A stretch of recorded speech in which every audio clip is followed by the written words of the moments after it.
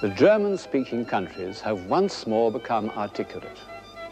For over a century, the disorderly aftermath of the Reformation, followed by the dreary, interminable horrors of the 30 Years' War, had kept them from playing a part in the history of civilization. Then, peace, stability, the natural strength of the land, and a peculiar social organization allowed them to add to the sum of European experience two shining achievements. One in music, the other in architecture. Of course, the music is far more important to us. The writing and painting of the 18th century make one think that the emotional life had somehow dried up. Well, of course it hadn't. It had been transferred to music. From Bach to Mozart, music expressed the deepest thoughts and feelings of the time, just as painting had done in the early 16th century. This program is primarily about music. And some of the qualities of 18th century music, its melodious flow, its complex symmetry, its decorative invention, are reflected in its architecture. You know, it's only quite recently that people have noticed what a brilliant, inventive, and altogether enchanting style of architecture flourished for almost 50 years in 18th century Germany and Austria. Serious-minded historians used to call it shallow or corrupt. Well, the founders of the American Constitution, who were far from frivolous, thought fit to mention the pursuit of happiness as a proper aim for mankind. And if ever this aim has been given visible form, it's in Rococo architecture. The pursuit of happiness and the pursuit of love.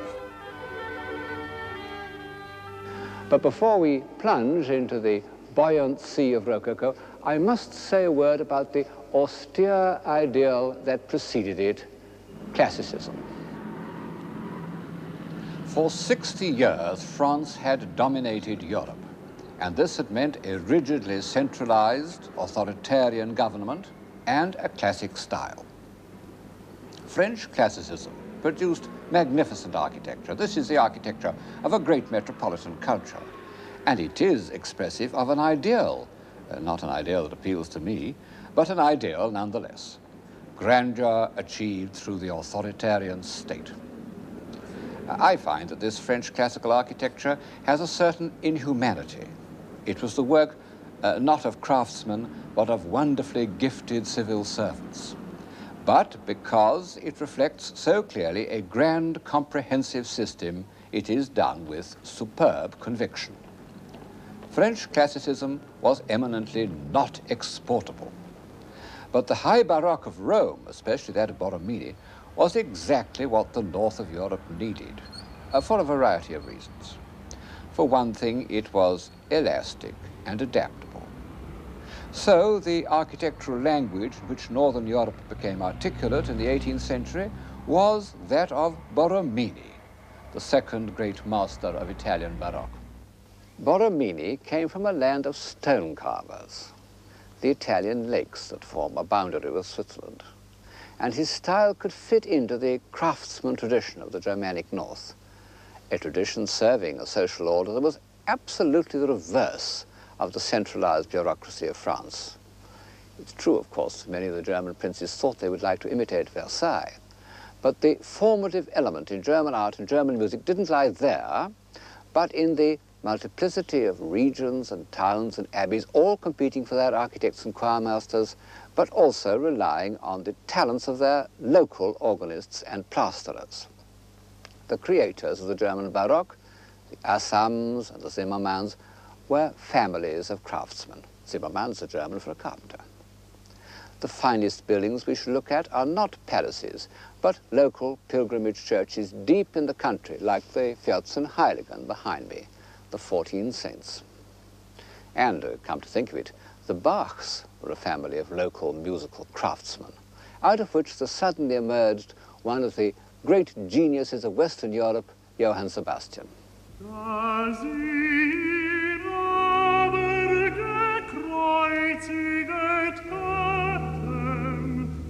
Teilten sie seine Kleider und warfen das Los darum, auf das erfüllet würde, das gesagt ist durch den Propheten. Sie haben meine Kleider unter sich geteilt und über mein Gewand haben sie das losgeworfen.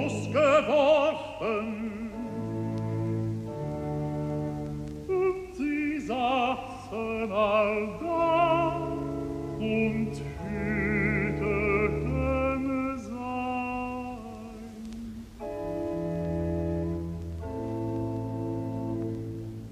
The sound of Bach's music reminds me of a curious fact that people don't always remember when they talk about the 18th century, that the great art of the time was religious art. The thought was anti-religious, the way of life ostentatiously profane. We are right to call the first half of the 18th century the Age of Reason.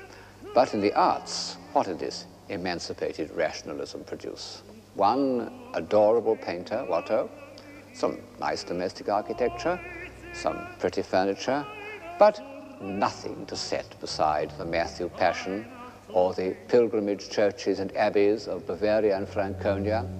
Die aber vorübergingen, lästerten ihn und schütteten ihre Köpfe und sprachen: Nimm du den Tempel und den Christen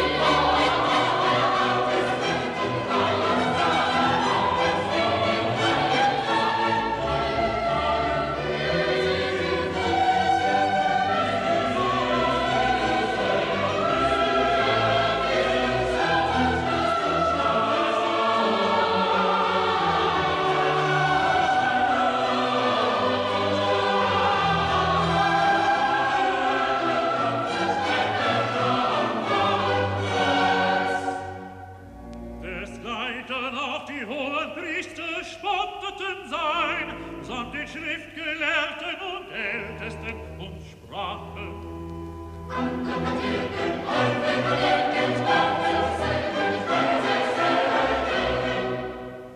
Ist der König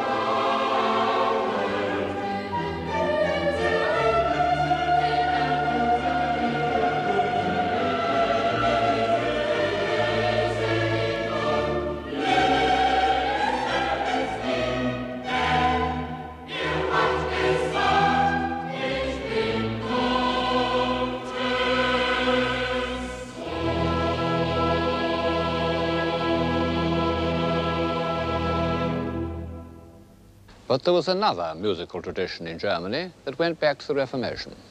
Luther had been a fine musician. He wrote music and sang with, surprisingly enough, a sweet tenor voice. And although the Lutheran reform prohibited many of the arts that civilize our impulses, it encouraged church music. In small Dutch and German towns, the choir and the organ became the only means through which men could enter the world of spiritualized emotion. This organ in the great church at Haarlem was played on by Handel and by Mozart at the age of 10. When the Calvinists, in their still more resolute purification of the Christian rite, prohibited organs and destroyed them, they caused more distress than had ever been caused by the destruction of images. Organs have played a variable role in European civilization. In the 19th century, they were symbols of newly won affluence, like billiard tables. But in the 17th and 18th centuries, they were expressions of municipal pride and independence. They were the work of the best local craftsmen, and organists were respected members of the community.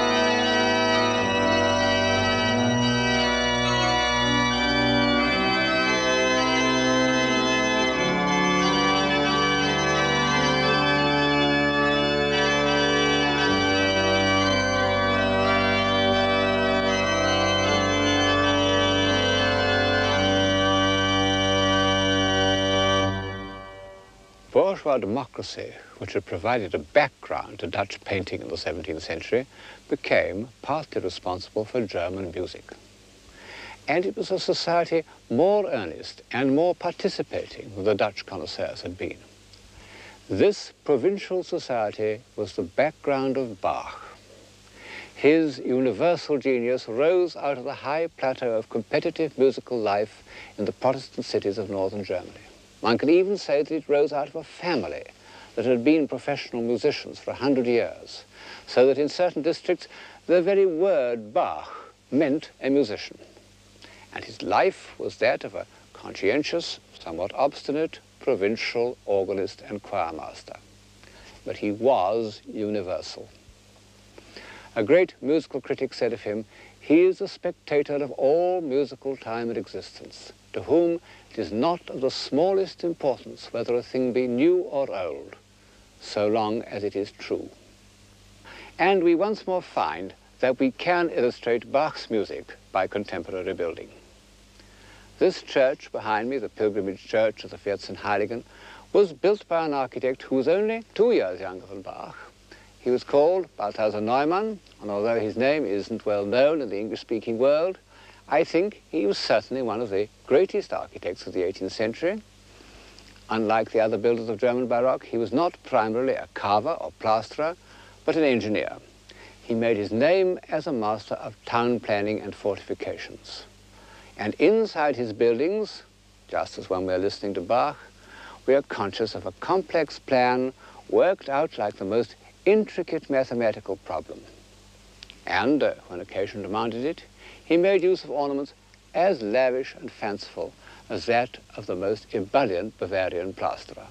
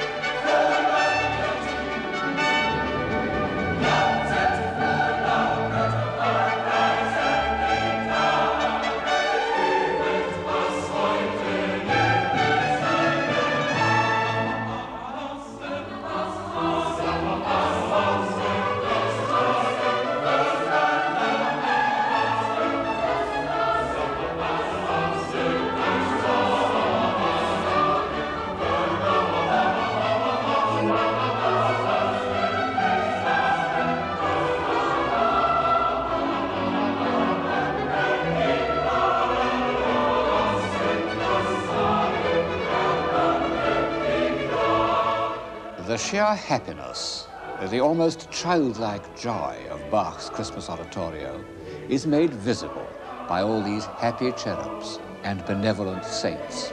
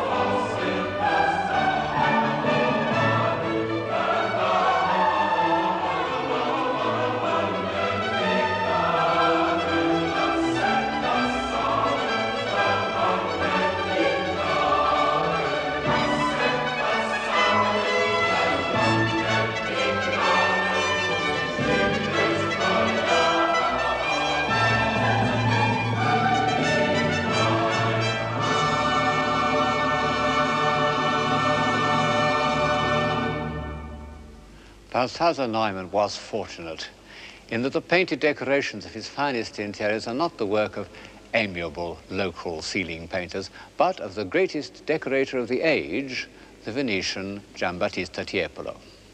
Here's his masterpiece, the ceiling of the staircase in the Bishop's Palace at Würzburg, known as the Residence. And there, in fact, in the corner, is Tiepolo's self-portrait, the man with the yellow scarf, with his son, Gian Domenico, also a very good painter, looking over his shoulder. And then, as you move along to the middle, here, this very grand military-looking man is the architect himself, Balthasar Neumann, looking at the great master of fortifications. The Residence doesn't seem quite our idea of a bishop's residence, being in fact about 3 times the size of Buckingham Palace and incomparably more splendid, and one can't help speculating on the tithes and taxes that the peasants of Franconia had to pay in order that their episcopal master should do himself so well. But one must admit that many of these rulers of small German principalities, dukes, electors, bishops, or whatever, were in fact remarkably cultivated and intelligent men. Their competitive ambitions benefited architecture and music in a way that the democratic obscurity of the Hanoverians in England did not. The Schönborn family, one of whom was responsible for the residence at Würzburg, were really great patrons whose names should be remembered with the Medici. I felt some scruples in comparing the music of Bach with the Baroque interiors. No such hesitations prevent me from invoking on this splendid staircase the name of George Friedrich Handel. You know, great men have a curious way of appearing in complementary pairs. And this has happened so often in history that I don't think it can have been invented by some symmetrically minded historian, but must represent some need to keep human faculties in balance. However that may be, there's no doubt that the 2 great musicians of the early 18th century, Bach and Handel, fall into this pattern of contrasting and complementary personalities. They were born in the same year, 1685. They both went blind from copying musical scores, and both were operated on, unsuccessfully, by the same surgeon. But otherwise, they were opposites. In contrast to Bach's timeless universality, Handel was completely of his age. Instead of Bach's frugal, industrious career as an organist with numerous children, Handel made and lost several fortunes as an impresario. This amiable statue of him was erected by the grateful proprietors of an amusement park, Vauxhall, in which his music had been one of the attractions. There he sits in unbuttoned mood, one shoe off and one shoe on, not caring how much he snitched other people's music, as long as he produced something effective.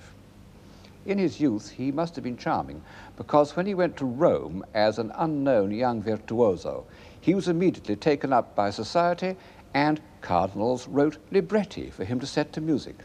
And there are remains of remarkable good looks in this head. Later in life, when Handel had settled in England and entered the world of operatic production, he became less anxious to please, and is traditionally said to have held one of his leading ladies out of the window and threatened to drop her if she didn't sing in tune. He remained faithful throughout his life to the Italian Baroque style. In consequence, his music goes well with the decorations of Tiepolo, which even have the pseudo-romantic subjects of his operas. One can look with pleasure at the marvelous Tiepolo ceiling on the staircase at Würzburg with Handel's music in one's ears. Till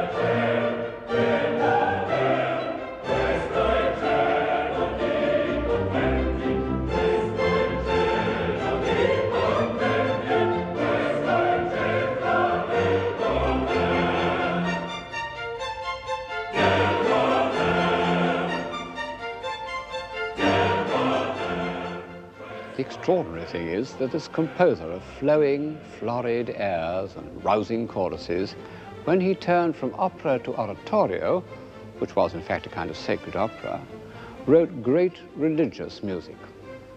Saul, Samson, Israel and Egypt not only contain wonderful melodic and polyphonic inventions, but show an understanding of the depths of the human spirit.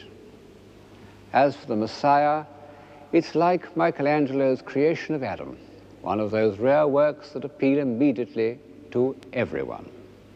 And yet, it is indisputably a masterpiece of the highest order.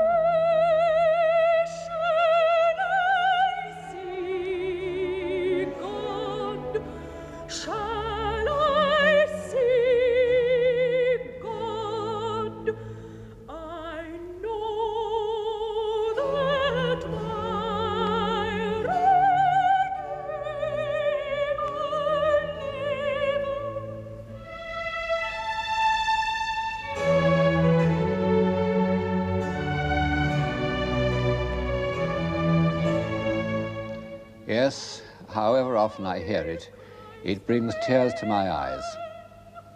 In passages like that, Handel is beyond classification.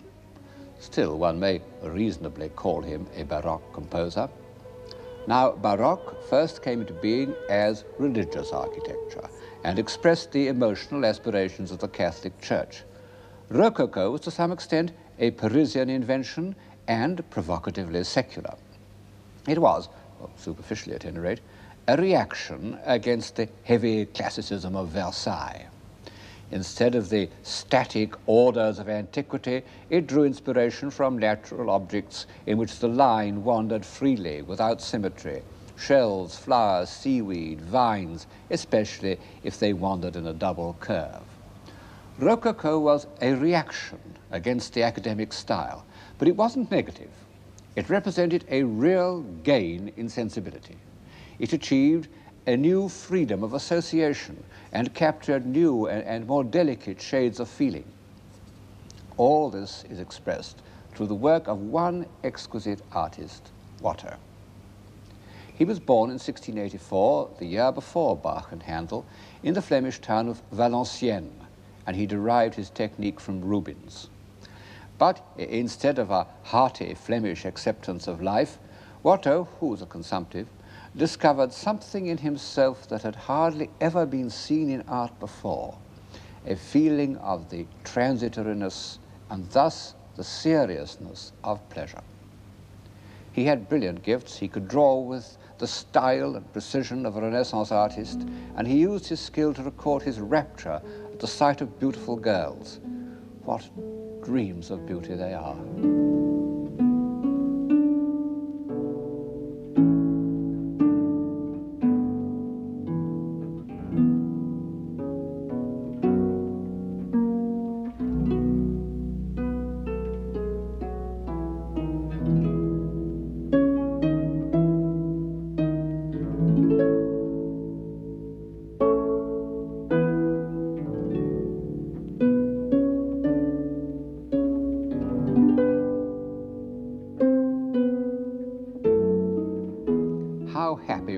Exquisite people should be. But in the very temple of delight, veiled melancholy hath her sovereign shrine, though seen of none save him whose strenuous tongue can burst joy's grape against his palate fine. No one had a finer palate than Watteau. He can taste every delicate flavor in this open-air dance, where glances suddenly meet. And he's depicted himself not as one of the dancers, but as the bagpipe player, animating the scene with his humble, melancholy instrument. He was, his friend Caylus said, tender and perhaps something of a shepherd. And in this elegant company that he watched so discerningly, he remained the odd man out.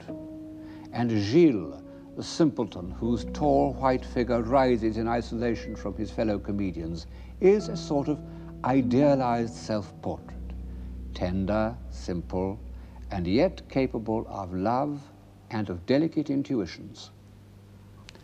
Watteau came on the scene at an incredibly early date in the 18th century. His masterpiece, The Departure from Cytherea, was painted in 1712, when Louis XIV was still alive. And yet it has the lightness and sharpness of a Mozart opera, also the sense of human drama.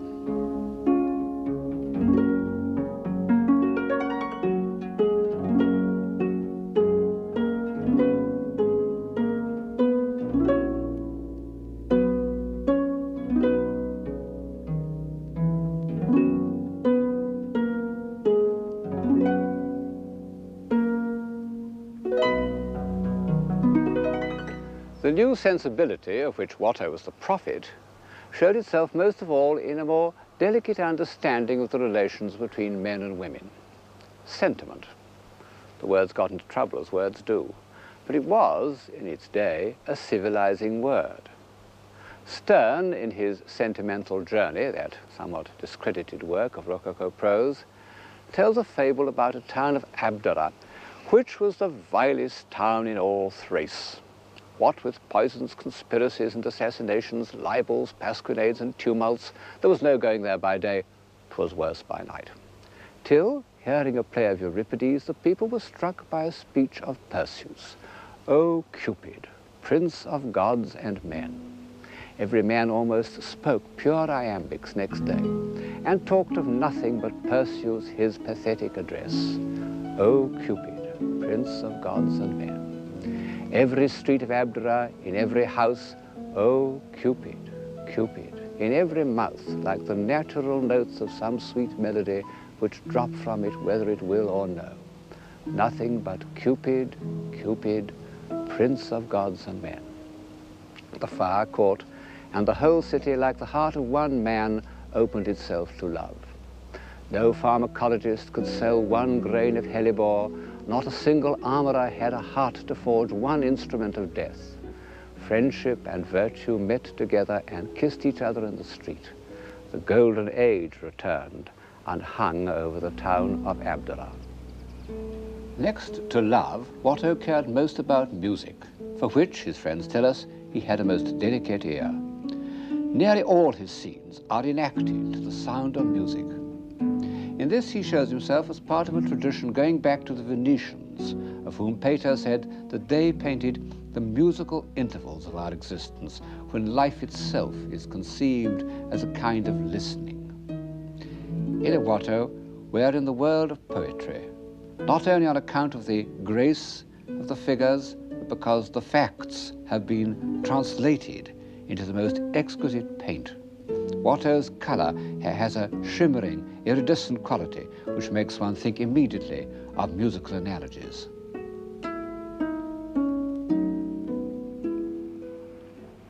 Watteau died in 1721, the same age of Raphael, 37. And by that date, the Rococo style was just beginning to affect decoration and architecture. 10 years later, it had spread all over Europe, producing a style as international as the early 15th century Gothic. Rococo even spread to England, although the native good sense of a fox-hunting society prevented its more extravagant flights. I suppose that most of the plaster work, like most of the opera singing, was done by foreigners. But a group of English craftsmen designed and executed the decorations in this music room from Norfolk House, which is only a little less elegant than its Parisian counterpart. It's extraordinary how a true international style controls the shape of everything. It's an absolute compulsion which overrides convenience, or what we used to call functionalism. It makes everything dance to the same tune.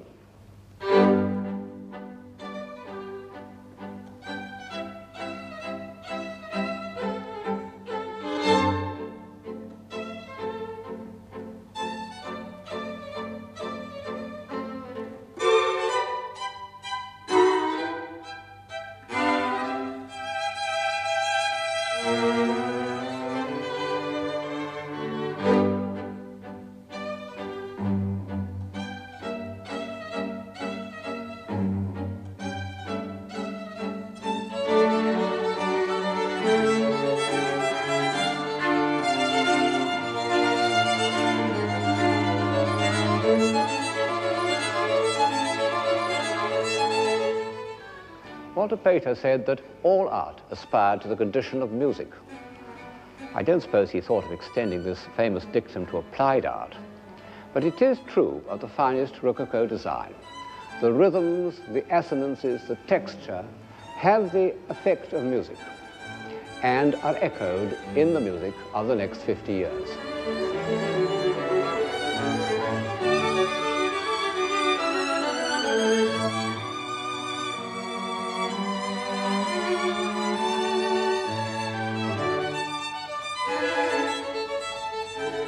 Is that Haydn or Mozart? Well, I happen to know that it's Haydn. One can't always be sure. And yet, the two great musicians of the second half of the 18th century were very different characters. And the difference comes through in their music. Haydn, who was 20 years older than Mozart, was born in Croatia, the son of a wheelwright, and was fundamentally a peaceful, spacious, soil-conscious man. He said that he wrote his music in order that the weary and worn or the men burdened with affairs might enjoy a few minutes of solace and refreshment. And I think of this saying as I approach the Bavarian pilgrimage church of the Wies. It belongs to the countryside. In fact, from a distance, it might almost be the hall of a rustic manor. But enter it, and the most incredible richness appears before your eyes.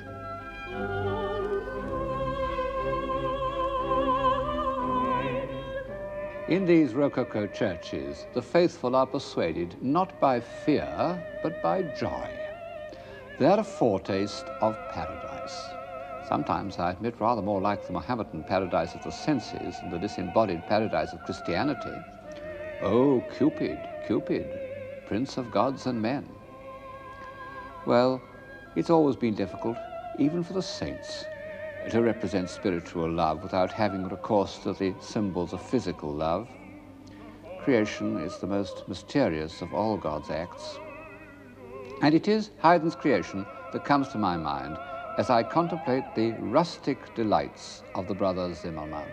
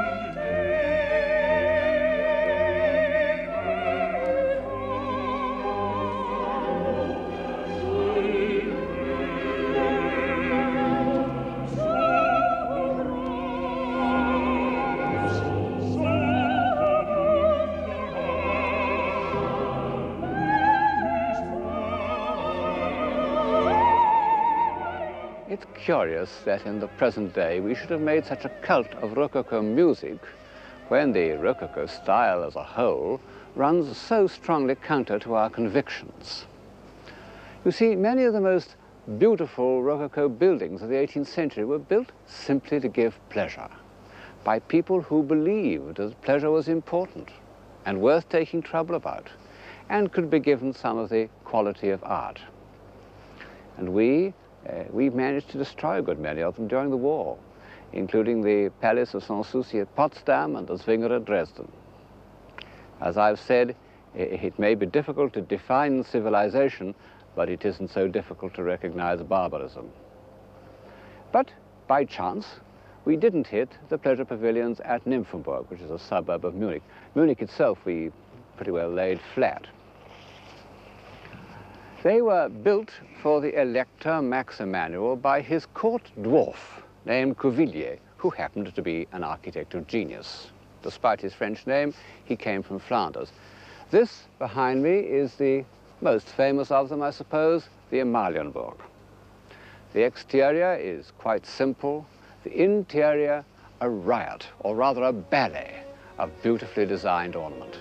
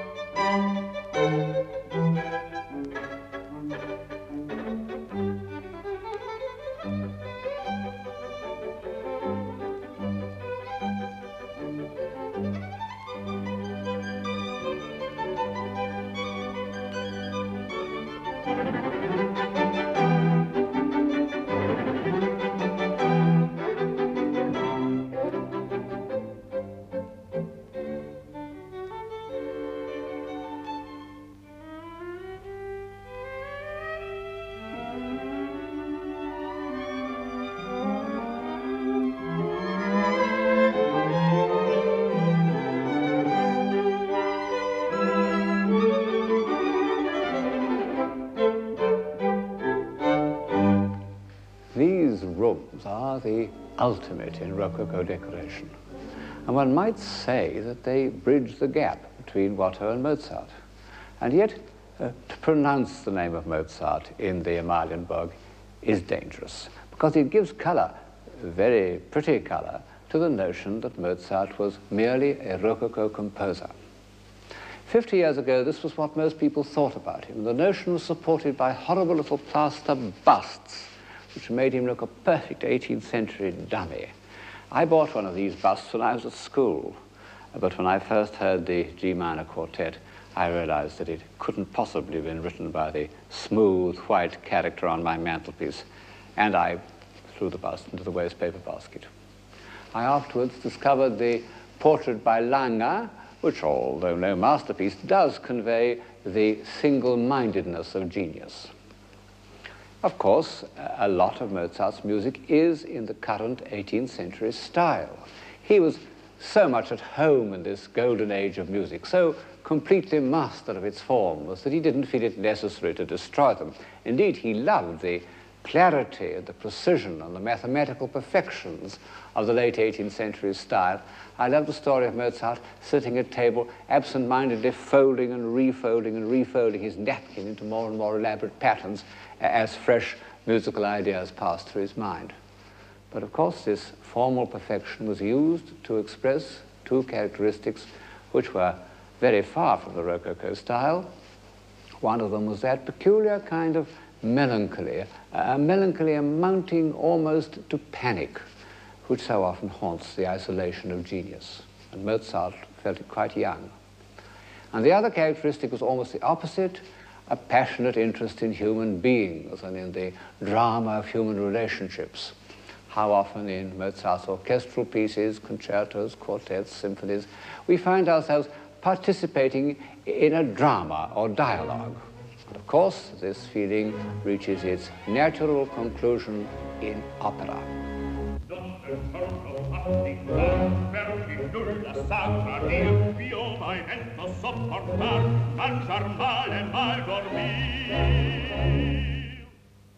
Opera, next to Gothic architecture, is one of the oddest inventions of Western man.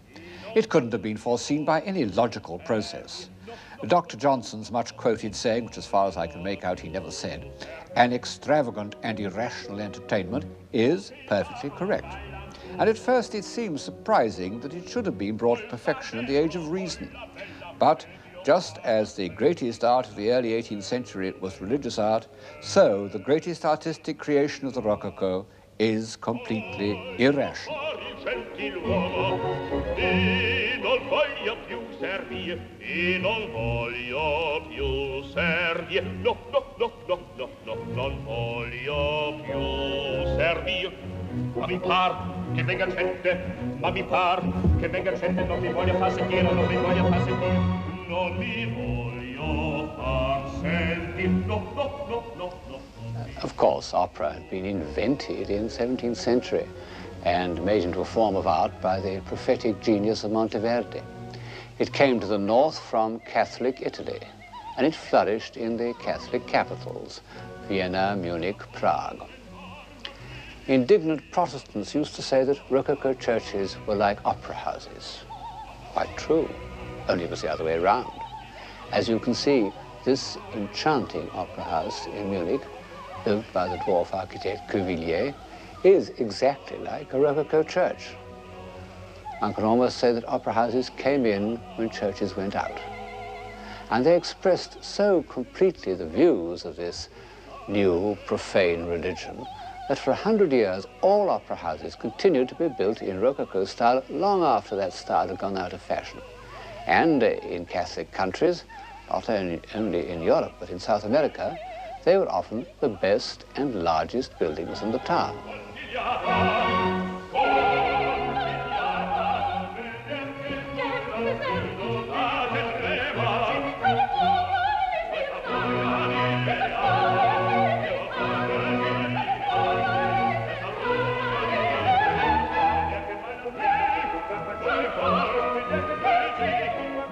As Don Giovanni assaults Donna Anna, her father, the commendatore, comes down the stairs.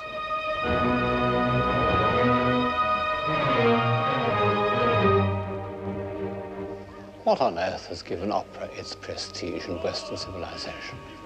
A prestige that has outlasted so many different fashions and ways of thought.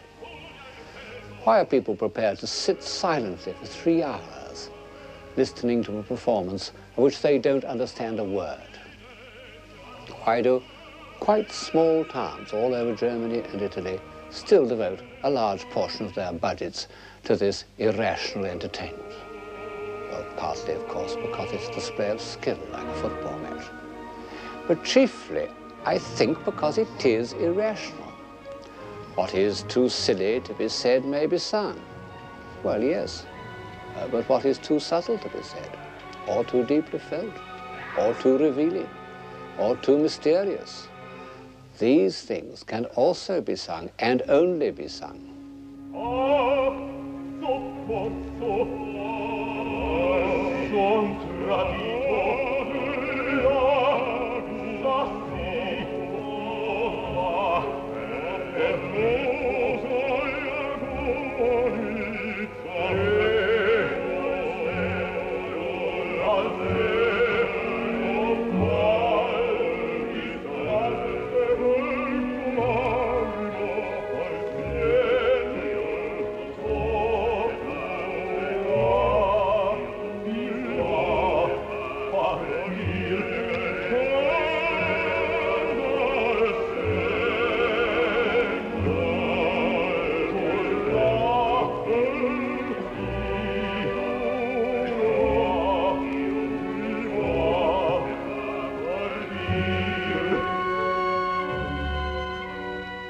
No wonder that the music's rather complicated, because even today, our feelings about Don Giovanni are far from simple. He's the most ambiguous of hero villains. The pursuit of happiness and the pursuit of love, which had once seemed so simple and life-giving, have become complex and destructive. And his refusal to repent, which makes him heroic, belongs to another phase of civilization.